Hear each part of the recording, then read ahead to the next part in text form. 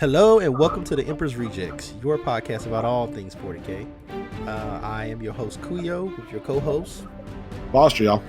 And Shiki. And today is going to be a day of woof woof Runeclaw woof as we talk about the puppies that are out to play, the Space Wolves with their new Psychic Awakening book, Beast and what? Saga of the Beast. There we go. Close enough. Beast of the Saga. No one knows what it is. It's one of the two. It's just the orcs versus the Space Wolves. That's the book's name. And I will let you know that Foster has been chomping at the bit to talk about Space Wolves. Go ahead, bro. Go ahead. Literally been gnashing my teeth for this. Anyway, I'm actually pretty excited for all this. When we look at Space Wolves recently, they have not been really doing well. And I don't think that this new Psychic Awakening is going to push them at a tier 1 army basis, because I don't think the GW really addressed some of the main issues with Wolves, which was actually getting them up the field and into combat, unless you spend a lot of money on impulsors. And even then you're looking at just Primaris Marines minus aggressors. But I do think that we're going to see a huge spike in melee potential from Space Wolves. I think we're going to see a huge spike in damage potential from Space Wolves because of some of their new relics, some of their new abilities, and specifically the primarization of our boy Ragnar Blackmane. But wait, you're missing the foundation of this new update. Space Wolves are now following, as all the other Marines are, doctrines. Yes, doctrines. That is a fantastic point to make.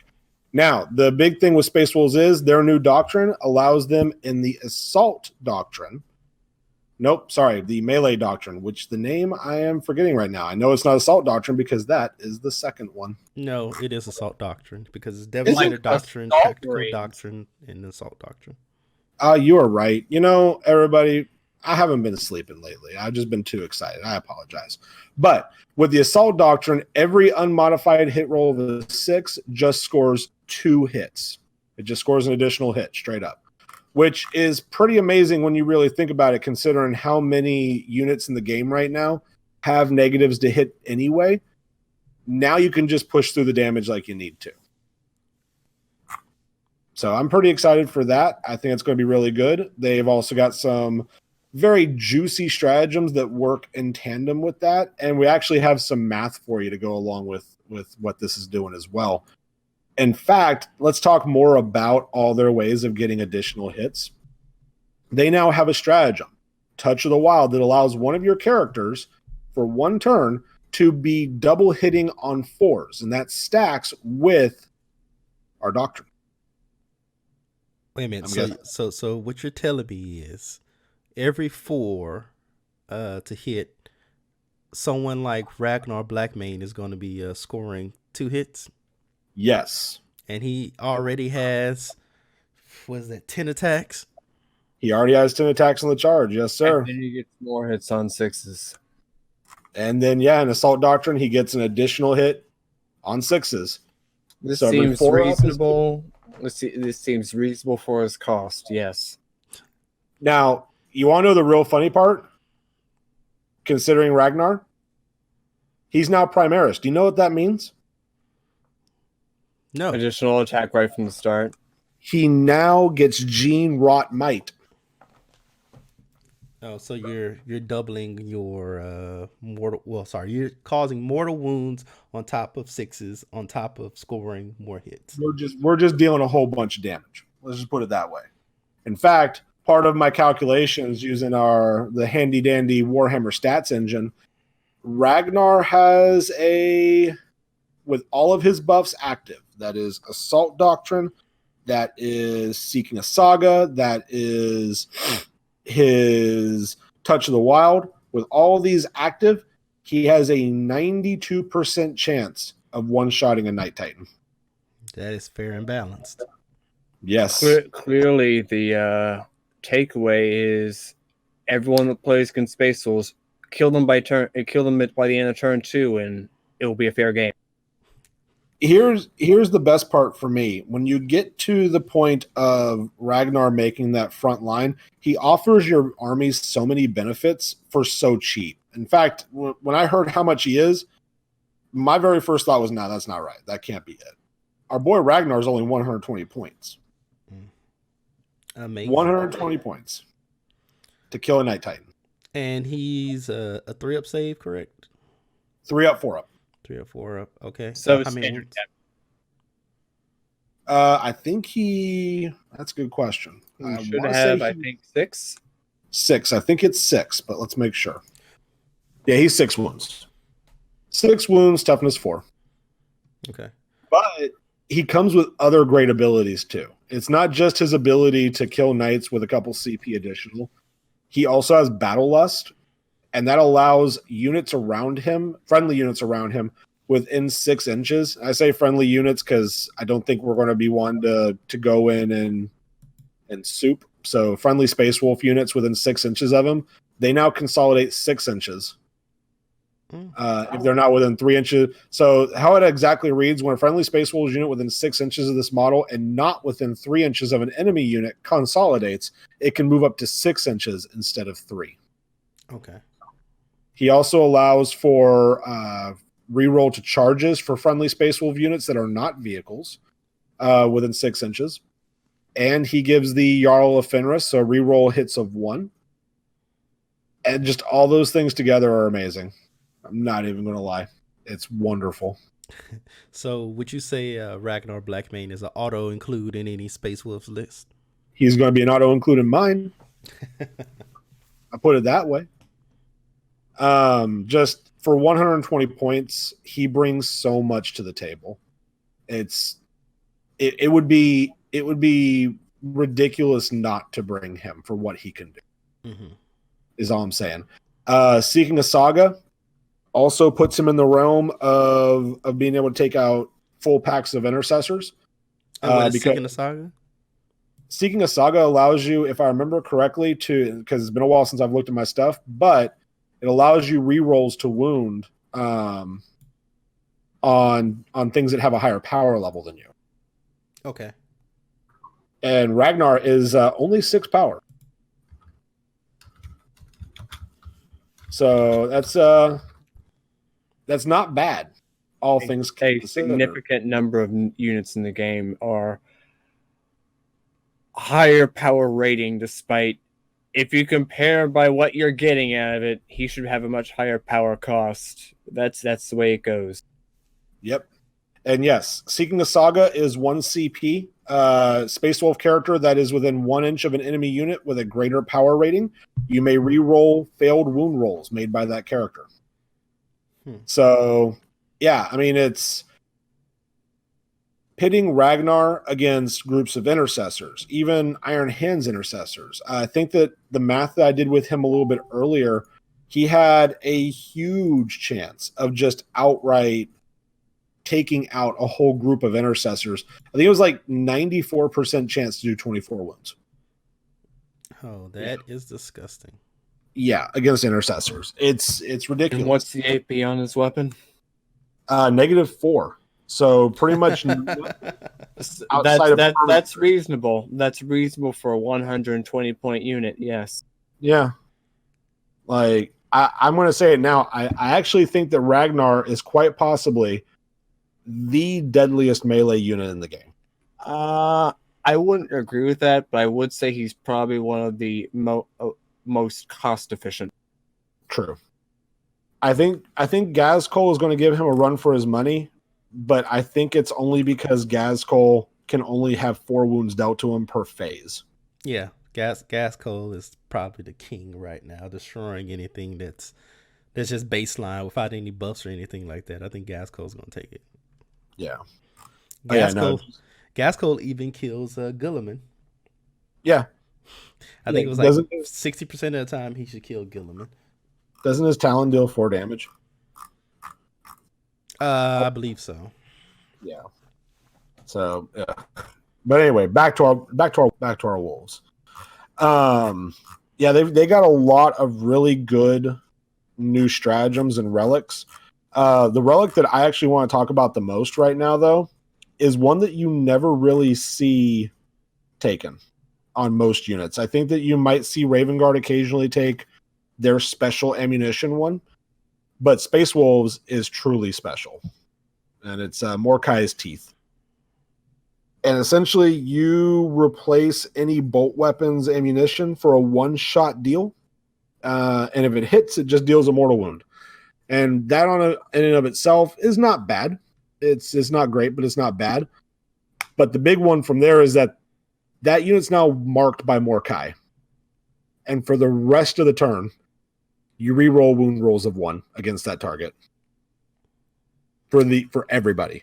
That is pretty nice. Yeah. So you basically get marker lights. We get super marker light, yeah. So, is it only for shooting or is it combat as well? It's everything. Okay. Yeah. Like I'm actually looking at at including a distance Wolf Lord with a Primaris Wolf Lord with a Stalker bolt gun. And it's a bolt weapon. Just replace his gun. With that thing, you got a 36-inch army-wide rerolls of 1 to wound.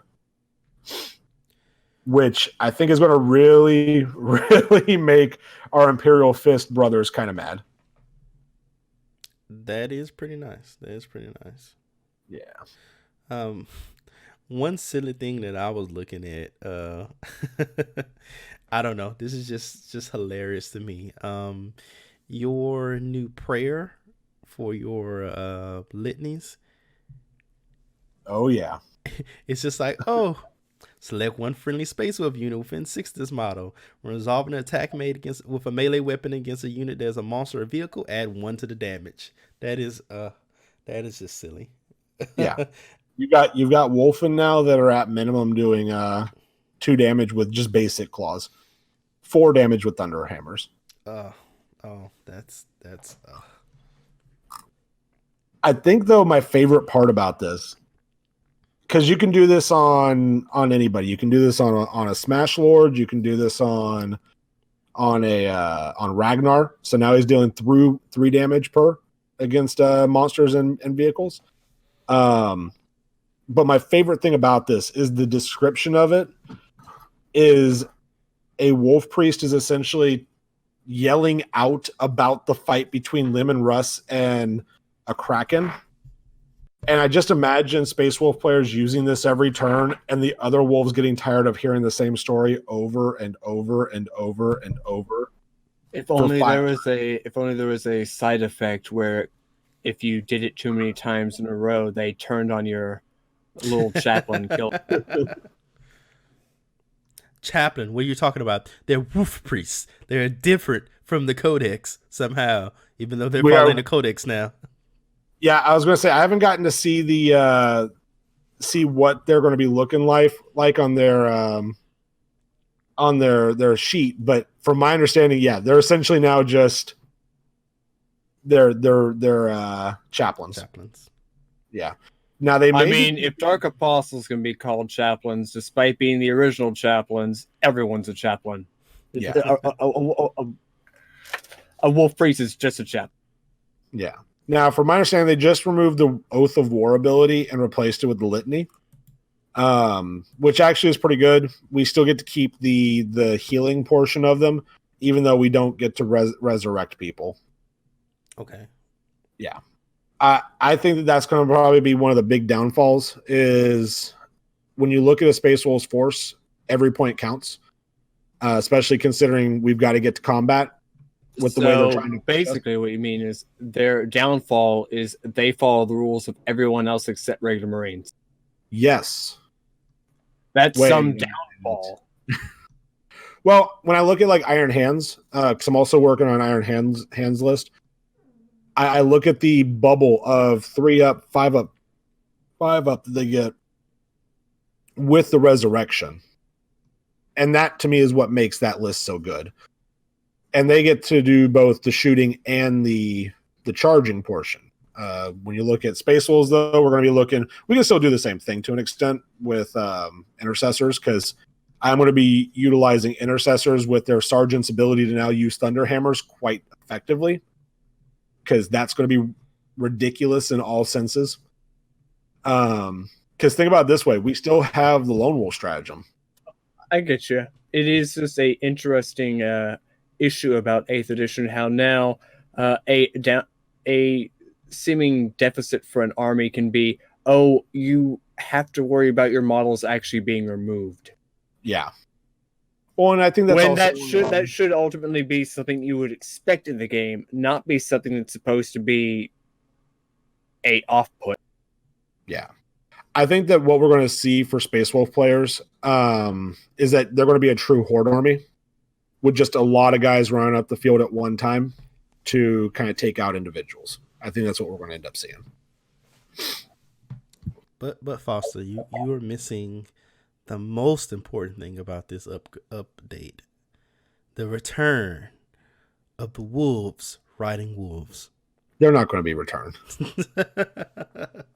No, that they have to be returned. They never left. Don't get me wrong. What Kuyo is referencing right now is that there are some amazing stratagems that just got brought out for our Thunderwolf Cavalry. Remember, Thunderwolf Cavalry also have the Wolfguard keyword. So Wolfguard got a new stratagem called Vicious Executioners. And essentially, all unmodified 6s to hit against infantry do an additional 1 mortal wound to the target. Here's the thing, though. You get Savage Fury, you get an additional auto hit. So that makes it on 6s. So that makes it 2 mortal wounds for 1 CP per guy. The big deal with this is that you can go ahead and outfit all of your Thunderwolf Cavalry with chain swords. And you've got 6 Thunderwolf Cav guys with chain swords on the charge. They're going to be throwing out roughly 30 chain sword attacks and 18 biting attacks from the actual wolf that get mortal wounds on 6s against infantry. From there, you can also do Crushing Assault, which is a Thunderwolf stratagem that on a 2-up does a mortal wound on the charge. So if we did our math correctly earlier for 2 CP on infantry models, you can go ahead and just deal 13 mortal wounds on a squad for 2 CP. And why this is so important is because I personally fight Kuyo quite often, and one of the units that I hate to death is his Bulgrin squad because they're so hard to kill. Well, with this stratagem, with this combination of stratagems, I outright killed 4 of them before anything really happened. And then from there, I can do Death Bite as well to make all of my Crushing Teeth and Claws into 2 damage weapons. So this is just mortal wounds before we actually get into the actual damage being dealt by the cavalry. Why I said earlier, though, that they're not going to be coming back is the issue I've had with 8th edition all along, and what they did to cavalry in general is, how is it that you've got an Apex Predator on Fenris that can't go into a ruin? You'd be all right. I'm just telling you now that people are going to hide their units. They're going to hold points inside of ruins or on the second floors of things. And it's going to be just a bunch of troops saying neener, neener, boo boo to these wolves down below. It's going to be like Tremors. It heavily depends on the context of the location, since we both know there's plenty of tournaments that skimp out on terrain where there's not going to be ruins. There's going to be like something for people to hide behind, and the wolves just go around that. That's fair. And then plus, I don't think anyone should play an entire army of Thunderwolf Cavalry. 1 unit, okay, well, if they have, they're going to have something that's not inside of a building or inside of a ruin that you can attack. So I don't think those cavalry are going to wreck a lot of things. No matter what is left exposed, you're probably going to get your points back with how threatening the rest of the stuff is. If Ragnar is on the field, and if his horde of buddies are on the field, you're going to have an opportunity for the Thunderwolf Cavalry to go sneaking around and pick something off. Yeah, that is fair. That is fair. And I actually am, when we do our test game, I am going to be utilizing a 6-man squad, which dual chain swords, which is what I've been telling people to run them with this entire time. A lot of people think, man, we got to keep those Thunderhammers on. And my first thought is, no, don't do that. It's dumb. They're not the same unit that they were in 7th edition. They are not the premier tank hunters. They're meant for clearing out chaff. They're meant for killing Primaris now, especially. Just by weight of dice is their biggest thing. So I think that's going to be a big one to look out for. I think that it's going to be especially deadly if they can get into combat with you. There's actually another stratagem that goes along with them. Actually, any of our guys, to be honest with you, and that's countercharge. And I think this is amazing. 1 CP allows any Space Wolves unit to perform a 6-inch heroic intervention. Yeah, that's pretty nice. Yeah, it's more than just pretty nice. It's the difference between your Wolfen not getting there to getting there. Your opponent now has to think about a huge amount of the board with Wolfen being around and who's going to get into the combat that they didn't foresee. Before, wasn't that ability that only your characters had, the 6-inch consolidation or heroic intervention? Mm-hmm. Okay. The heroic intervention was only for characters, but now you can pay 1 CP to give it to any unit in your army. And like I said, that's a huge thing to be thinking about at a tournament is where are they? And then think about it this way. If you have them next to Ragnar, a group of 7 Wolfen with hammers, they're going to demolish anything they come in contact with. Mm-hmm. It is especially a boon since that ability is usually seen in a lot of armies, but unfortunately, usually it's a warlord trait. And as a warlord trait, it suffers being that there's usually far more army-wide useful abilities to take. But as a stratagem, it's a useful tool, just area denial. And you're not losing anything other than 1 CP. Whereas taking it as a warlord trait is just a huge opportunity loss if you take that over, say, literally anything else in Chaos. Yeah. Well, and I also see it as you get to the front lines with Ragnar, you're going to want to keep him away from your big stuff. So you keep those Wolfen 6 inches behind him. When somebody inevitably charges him back, well, the Wolfen now charge in. They can't be targeted. Once they mop up that group, and they will mop up that group with Ragnar around, Ragnar lets them then consolidate 6 inches into the next group, which you then do the fight against stratagem with them, which allows them to demolish another group of people. But people won't take Thunderwolf Cavalry. Well, I'm talking about Wolfen. Either way. It's all the same. It's a wolf. Woof, Runeclaw, wolf. Yeah. Like I said, there's a lot to be said about what's going on here. And there's some other good stuff here too. Like I'm looking at the Storm Strike stratagem, which I can't remember the last time that I've seen anybody running the gunship, the Stormfang gunship, but it just outright for 1 CP gives your gunship's front turret mount +1 to hit, to wound, and damage for its Hellfrost Destructor. And that's really amazing considering, if I remember correctly, it has Power of the Machine Spirit, so it doesn't suffer negatives for its heavy weapons. Why didn't they just buff its weapon profile? That would have been too much, I think, actually. It's a distinction without a difference because most people are only going to bring 1 anyway. So, well, all right. They try not to change profiles in Psychic Awakening books. Like they'll add a unit, or I think we didn't bring this back. Well, this is in the Orc review we're gonna do. They brought back the custom force field Big Mick. Like they brought a unit back, but they didn't modify a unit. Yeah. Well, and the other thing is that they would have had to have done a lot of modification with it. Strength 6 is one of those kind of sweet spots where you're a threat to pretty much everything. You're not going to be wounding anything on 6s. You're going to be wounding a good chunk of the field on 4s, and tanks you're going to be wounding on 5s. But with this stratagem, you're now hitting on 2s, wounding pretty much everything on 4s, or infantry on 2s, and now you're doing 3 damage per hit with a gun in its dispersed mode that's 3d3. Or if you go with the other variation of it, if I remember correctly, it's strength 8 and it's focused. Let me look that up real quick.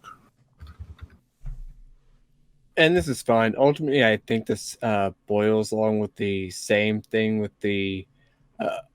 You had mentioned before this conversation that they also got a stratagem that's basically 0 CP to get another CP if they kill something, if they kill a character in combat. Yeah. And it comes into the mind of some of these rules just sound like things that could have been baseline rules, but were just shoehorned in as a stratagem because they wanted to put in more stratagems. Actually, it's kind of funny. We got the same amount of stratagems as everybody else. And I think that you're right. I think that that would have made them have to create more stratagems. Mm-hmm. And I'm not sure that's something that they wanted to do. At which point I'm wondering how success. While it's been an interesting experiment, I do wonder how viable this approach to stratagems being a resource use system ultimately is, and whether it be worth keeping in, say, 9th edition or onward, since it does mean there's been a lot of push for a lot of flavorful abilities end up getting just shoveled into being a stratagem rather than being a part of the unit. Yeah. Well, and it's also one of those, it turns into very quickly, a stratagem shifts the game pretty hardcore sometimes. Yeah. Ragnar by himself would already be a deadly mess against pretty much everything. Give him the stratagems, though, and out of nowhere, I'm having a hard time thinking of anything other than Gazkul that survives him in close combat. I'm not even sure if Guilliman can survive him in close combat, to be honest with you. There was a time where maybe a few chaos units could, but then they took away our ability to get high enough invul saves, and then also took away a lot of the ability to reroll. So no longer, we're dead. No. Just as the Emperor intent. Wait, what? Bobby G will destroy Ragnar Blackmane, okay? I don't think so. Oh, we can do the math hammer after this is over. You got 3 out. Okay. You can always edit it in. Just plug that in later, Kuyo. Just put in what the result was. Okay. Oh, I'm Kuyo, and it turns out Guilliman can kill him in 1 round. Ragnar just looks at him and goes, "Oh, you are truly the Primarch we should have had. I should have never followed Russ. I shall now move to the Codex and surrender. Therefore, you win this fight." What is Guilliman's toughness? The toughness is to steal the Codex. That's all you need to know. What is his toughness, Kuyo? I believe his toughness 6. Oh, okay. All right. So save is a 2 up, right? Yeah. It doesn't matter. You're doing you're 3 up in Vol. How many wounds? 9. 9, because they didn't want you to get sniped. That's right. So we'll do our average 17. Oh, by the way, I'm seeking a saga on you because I need to. The real question, though, is this really going to be a match, or is it going to boil down to who gets first hit? I think that's what it's going to ultimately be, is who gets to charge off. Because, to be honest with you, I don't see Ragnar surviving an assault from Guilliman. But then again, I also don't foresee Guilliman surviving an assault from Ragnar. Especially since, unfortunately, he qualifies as a monster. And they have busted things they can do to monsters. Yeah. Also, I'm fairly certain I just broke the stats engine. Good going. Right? Because for some reason it's trying to tell me that somehow killing a knight is easier for Ragnar than killing Guilliman. I mean, that would be true because most knights don't have a invul save in combat. Fair. Yeah. Fair. So yes, it would be significantly harder to kill Guilliman than a knight. According to he's this, actually going to resist damage. According to this, I have a 62% chance of doing 2 wounds, and I don't believe that. Bow to your Primarch. Well, that's why. For some reason, okay. Here's what ended up happening. It kept in the 2d6 shots for some reason. Okay. And it kept me at 4. for some reason. In fact, I don't know what's going on here. We'll add this later on. Yeah.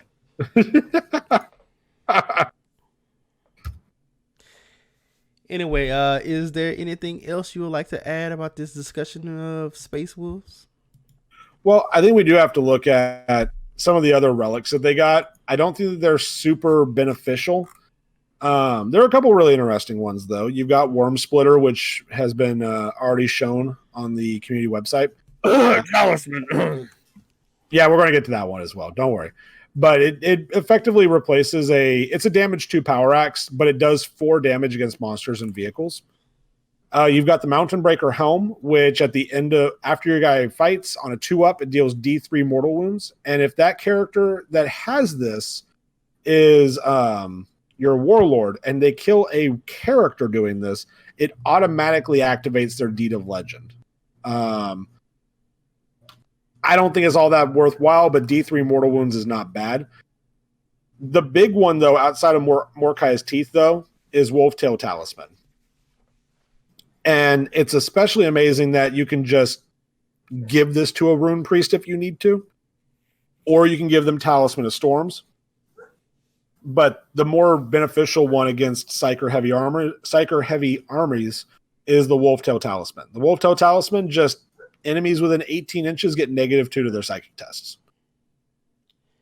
It seems like GW never has been able to balance Wolf Priest and sorry, not Wolf Priest. What do they call again? Rune Priest. They haven't been able to balance Rune Priest and their anti-psyker ability correctly in any edition. It's They always something either do overboard. nothing or are ridiculous. Yeah. And I think it's kind of funny, though, because this actually was one of the things that made me mad about Iron Hands when I first saw them, was I was like, did you seriously take my old runic weapon ability and make it into a stratagem and then give it to somebody else? Like, but this is actually pretty good. It makes casting psychic powers considerable. For some armies, like a lot of the mainstay powers are either Warp Charge 7 or higher, and taking -2 makes it insanely difficult to be able to get those powers off without having a boost somewhere. Warp Time is basically off the table. If you're a Gimmickless and want to do Doom Bolt, that's off the table. Just quite a few of the more impressive psychic powers just won't work. Yeah. It's a huge detriment to psyker heavy armies. And I'm looking at even Thousand Suns, they're gonna have a hard time getting stuff off. And this even essentially kind of takes out Grey Knights too. The dreaded Grey Knight's gonna have a hard time getting smites off now. Because even with a warp charge of 5, right, is what smite is? 5 actually isn't all that bad. Yeah, they'll be okay. They'll be okay. It's anything. But still, it's better odds than a lot of other powers. They will probably be fine since, again, they don't have to worry about rising either, unlike a lot of other armies. I'm just saying, in combination with other things assaulting, if you've just got a rune priest kind of standing back and doing his psychic powers on people, you're going to have a hard time getting through all that, as a Grey Knight player, because now they're going to be body blocking you with Wolfen, so you can't smite the Rune Priest, but the Rune Priest is still going to be preventing you from smiting as often. And every successful smite you get off now makes it more difficult for the next smite. It doesn't No, work. not for Grey Knights. Not for Grey Knights? I haven't played Grey Knights yet, so I apologize about that. Edit that out so I don't look stupid.